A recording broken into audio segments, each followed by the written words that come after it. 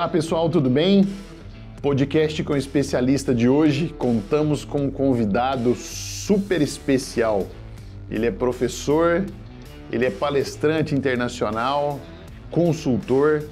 O currículo é enorme, eu vou deixar que ele mesmo se apresente, porque eu não vou falar à altura de que merece. Professor Fava Neves, seja bem-vindo ao podcast com o especialista da marca Nideira. Ô Nélio, o prazer é todo meu de estar aqui dentro da casa de vocês. Tá certo que a casa de vocês é onde está o produtor rural, né? Onde realmente está a produtividade que vocês estão levando ao campo. Mas estar aqui no escritório hoje é uma experiência muito legal. Eu tenho um carinho muito grande pela Nideira, pelas oportunidades de trabalho conjunto que tivemos aí nos últimos anos. Então, deixar para quem está nos ouvindo aí a minha alegria de estar aqui hoje. Muito bem. Pessoal, você é agricultor, você é distribuidor da marca Nideira. Vamos falar de temas muito relevantes com relação à cultura do milho, fatores de decisão para o plantio da próxima safra. O professor Fava Neves vai trazer aqui para nós atualizações valiosíssimas para você, agricultor, tomar decisão. Nélio, isso acho que é o mais difícil, né? Olha a responsa aí, porque vai ficar gravado, né? Depois, se eu errar aí, a turma vem em cima de mim aí, mas que momento complicado que está vivendo o planeta, né? Eu costumo dizer que é o período dos 4 Vs, variáveis variando violentamente, trazendo volatilidade. Basta você, produtor, distribuidor ou toda a família Nideira que está ouvindo aí agora, imaginar o que já aconteceu esse ano com o câmbio, o que já aconteceu com o preço do milho, o que já aconteceu com o preço do fertilizante, do defensivo, tudo em 6 meses. E nós temos um cenário extremamente complexo de entender, porque nesse momento que nós estamos aqui com tranquilidade ouvindo as nossas ideias, tentando ajudá-los na tomada de decisão, nós temos lugares do planeta onde bombas estão caindo e tem a ver com o preço recebido pelo milho.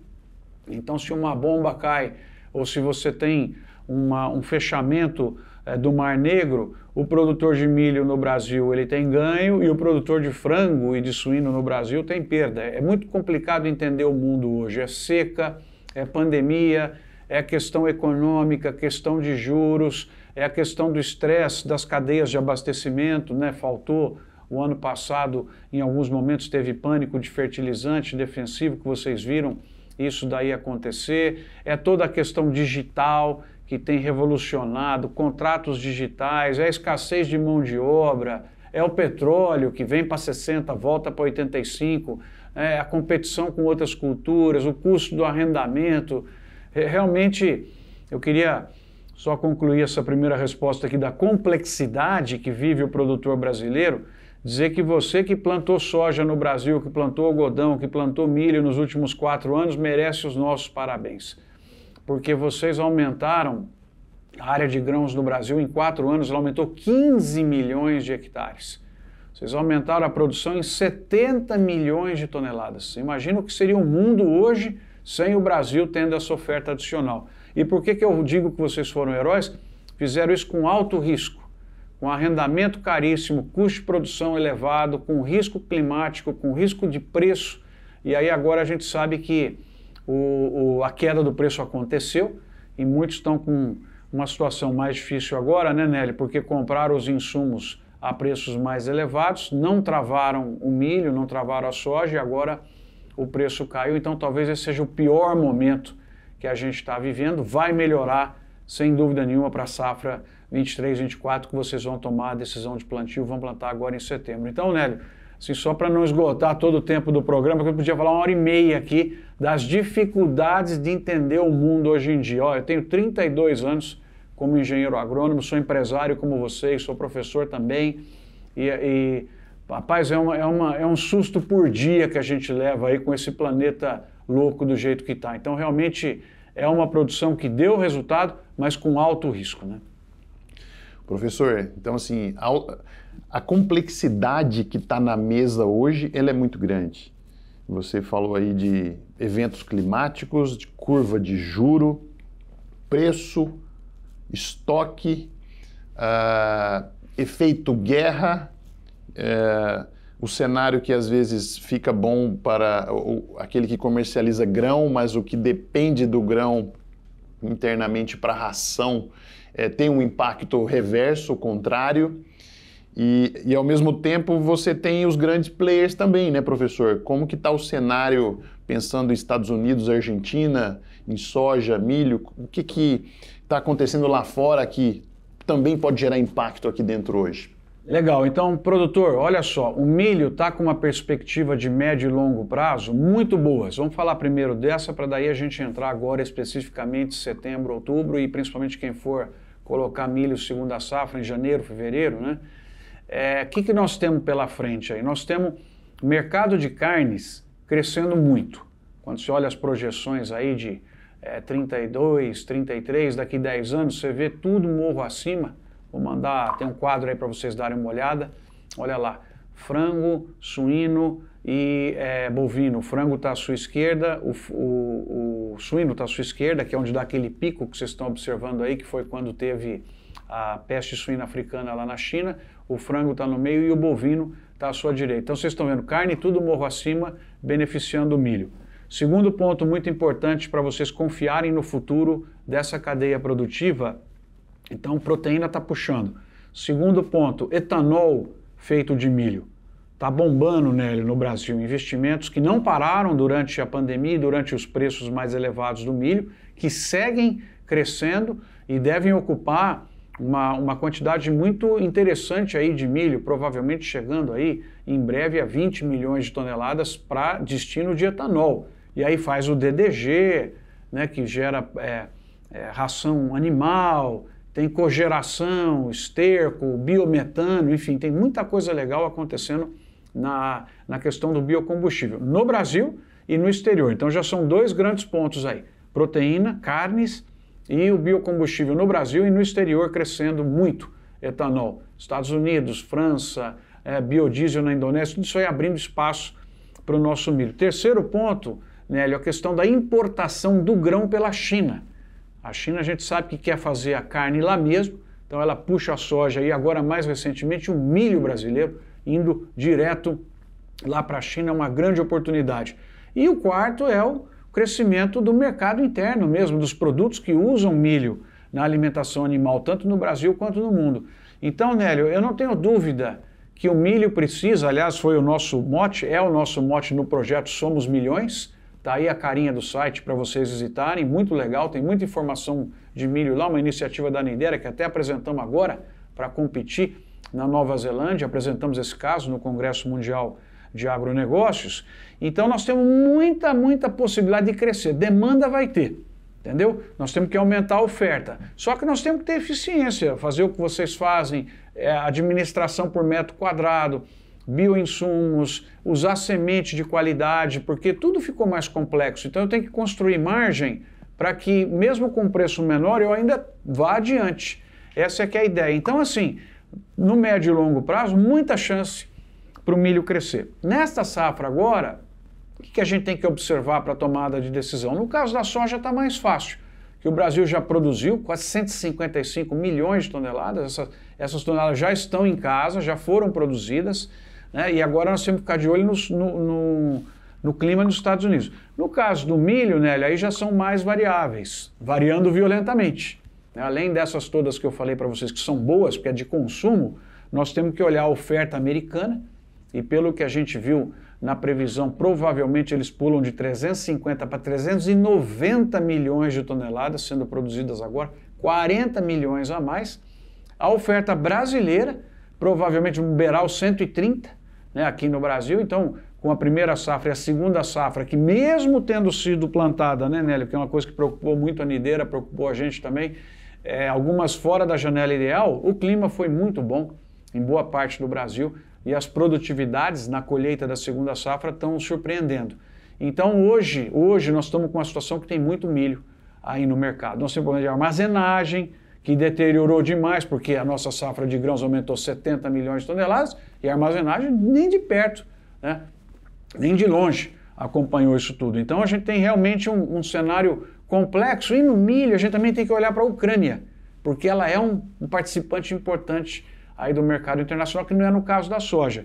Então, assim, no geral, Nélio, para fechar essa pergunta, eu acho que a perspectiva que a gente tem é a de manutenção. Eu apostaria na manutenção do preço atual, porque o Brasil está garantido com a quantidade grande e os americanos, se tiver alguma frustração climática, seria até importante para tirar um pouco daquele excesso que eles vão colocar aí no mercado, mas o clima está se comportando razoavelmente, né? Se bem que vem deteriorando. Nos últimos relatórios aí, a qualidade, as safras consideradas boas e ótimas, que você pode acompanhar naquele site agriculture.com, é muito fácil de acompanhar toda semana o que está acontecendo lá, ela se deteriorou um pouquinho. Mas eu acho que assim, a perspectiva é trabalhar com essa, e quando você olha os futuros, ali está $5 por bushel, 5,20, aquele cenário de quase encostar em 7 lá, pessoal, eu acho que é complicado da gente ter novamente, viu, né? Não estou acreditando. E tem outra ainda, né? Nós estamos com o real mais valorizado, o que traz o preço em dólar para reais, quando você vai transformar, em reais é menor, né? Então, acho que um pouco é essa a ideia que eu queria passar para você, produtor, os pontos que você tem que pensar na sua decisão agora dos plantios, né, em setembro, e depois, quem puder, aí na segunda safra. Mas assim, a perspectiva de médio e longo prazo para o milho no Brasil é muito boa. Que bacana. Então quer dizer, professor, que apesar de um cenário de alta volatilidade e complexidade, há um movimento de manutenção diária e, ao longo do tempo, de ganho de preço também. E acho que o agricultor ele pode, pensando no cenário americano, apesar que tem um crescimento muito grande na safra americana, grande parte desse volume ele é escoado, utilizado internamente dentro dos Estados Unidos, professor, ou tem um impacto de excesso que pode acabar mexendo um pouco nos preços no Brasil? Ô, Nélio, você levanta uma pergunta muito importante que é para tranquilizar um pouco o produtor brasileiro. Para nossa sorte do Brasil, os americanos, em 2005, adotaram um programa que vocês sabem, o Brasil tem também, mas o nosso é de cana, de misturar etanol na gasolina em 10%. Tem regiões que você pode fazer isso a 15%. Tem também o E85, né, que é o etanol americano que você compra no posto, que é 85% do anidro e 15% de gasolina. E o que a gente tem é o seguinte, com esses preços do petróleo, a competitividade do etanol é mais ou menos 140, 150 milhões de toneladas das 390 que eles vão fazer, vão para etanol, vão para os tanques dos carros. Tá certo que depois você faz o DDG, mais ou menos 1/3, né, vai para a ração, então não é que some de uma vez esse milho, né? Mas a parte que vai para etanol e é queimada lá desaparece do mercado, então esse é um alento um pouco. E, ligando ao ponto que eu falei anteriormente, quanto mais crescer etanol no mundo, melhor é para nós, porque enxuga milho e o Brasil pode seguir aumentando a área de milho. Você tocou um ponto aí importante, que é o quanto o Brasil vai plantar mais nessa safra aqui 2023-24. O Brasil não deve, na minha humilde opinião, pessoal, seguir na velocidade que veio nos últimos 4 anos, onde a gente agregou 15 milhões de hectares. Nós agregamos entre 3 a 4 milhões de novos hectares por ano. Eu acho que nessa vai cair para 1 milhão, 1,5 milhão. Nós temos que lembrar também, né, Nelly? Tem muita gente capitalizada que vai justamente plantar na expectativa que menos gente vai plantar e quando isso acontece o preço vem a subir. Então eu acredito que a gente provavelmente nessa safra vai ter, na minha leitura aí, talvez uns 800 a 1.000 hectares, até 1 milhão de hectares novos de soja e uns 400, 500 mil a mais de milho. Eu tenho ainda uma visão otimista, justamente pensando naqueles capitalizados da agricultura que estão agora sofrendo um pouco com o preço mais baixo, mas vão seguir investindo porque está olhando esse driver de médio e longo prazo, né? Muito bom. Professor,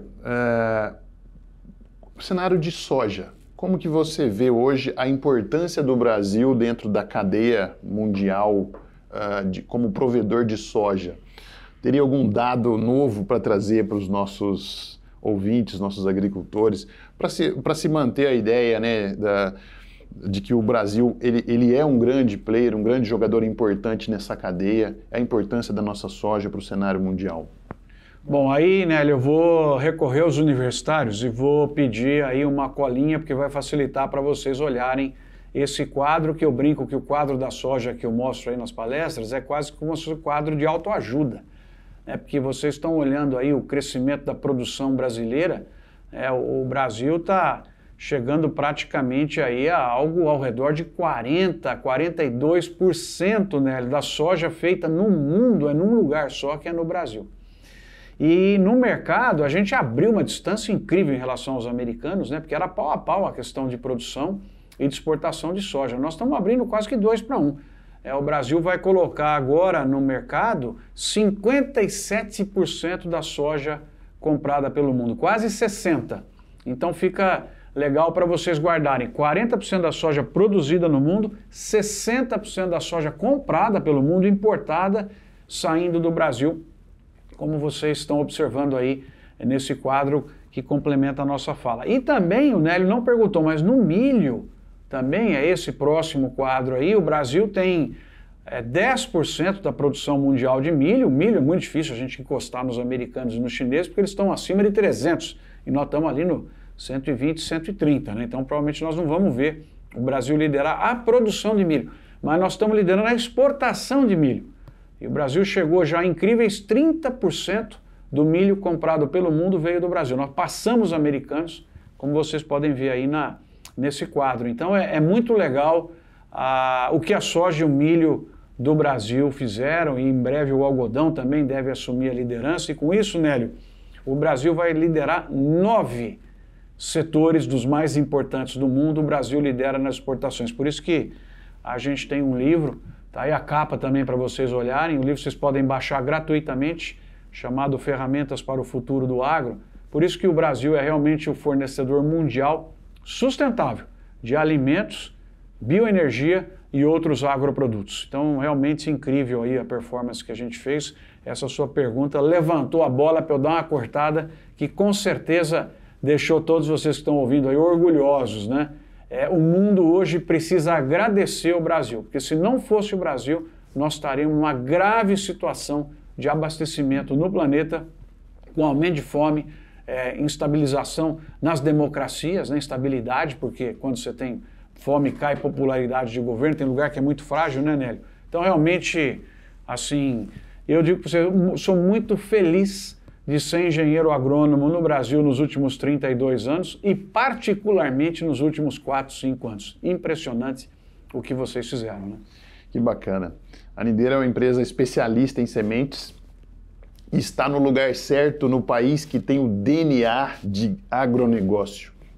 E a importância que é o nosso país para o mundo, né, professor? Ficamos muito felizes mesmo com esses dados. E, professor, estamos chegando ao fim do nosso podcast. Eu queria que o senhor deixasse uma mensagem para o nosso agricultor, pensando em termos de profissionalização. A gente está no mercado de alta competitividade e o senhor sabe muito bem como a dica valiosa, né, a dica de ouro para se destacar, para manter sua rentabilidade, o seu controle da sua propriedade, gerenciando as emoções e sendo mais racional com o seu negócio, né, com o negócio do nosso cliente. O Nélio levanta a bola, né? Você vai pedir tarefa de casa para um professor, aí danou-se, né, pessoal?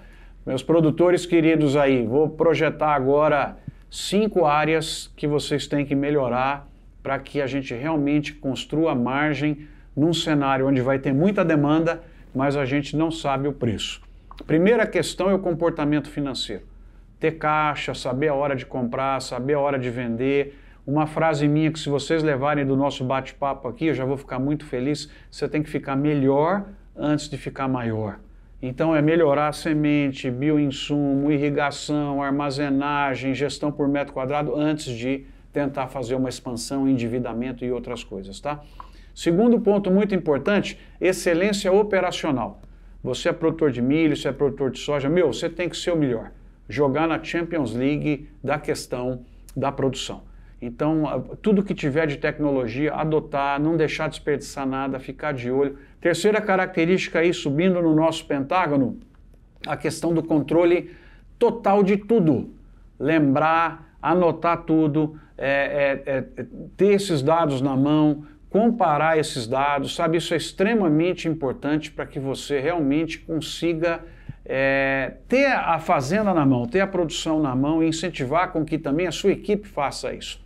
Quarto ponto extremamente importante que nós temos que ter é a liderança. Está faltando gente com qualidade, com quantidade. Você tem que liderar, você tem que inspirar, formar um super time aí para te ajudar na sua administração, da tua propriedade. E o quinto e último ponto, vocês que me conhecem sabem que eu sou muito chato com isso, você tem que participar da sua associação, do seu sindicato, da sua cooperativa, entendeu? Tem que fortalecer o coletivismo no agro brasileiro para que a gente tenha representação política forte, para que a gente consiga dirimir um pouco das ameaças que pairam aí no setor e ter um país efetivamente voltado para o agro. Porque é a nossa vocação, né? Nós não temos outras possibilidades. Então, esse é o quadro que fica para a tarefa de casa. Vocês que estão ouvindo aí, segue lá no Insta, o Instagram é Doutor Agro, para a gente estar junto e vocês poderem ver as opiniões que estão aí colocadas. E, mais uma vez, cumprindo essa tarefa, você vai morro acima, sem dúvida nenhuma, primeiro na rentabilidade e depois no tamanho, tá bom? Muito bom, professor. Querido agricultor, querido distribuidor da marca Nideira, curta esse vídeo, compartilha com outros clientes, com outros agricultores. Vamos manter vivo esses conteúdos que leva sempre uma mensagem de um especialista que ajuda você a gerar valor no seu negócio. Muito obrigado e até a próxima. Obrigado, professor. Valeu, Nélio. Um abração para todos vocês aí, que vocês tenham uma safra maravilhosa. Valeu.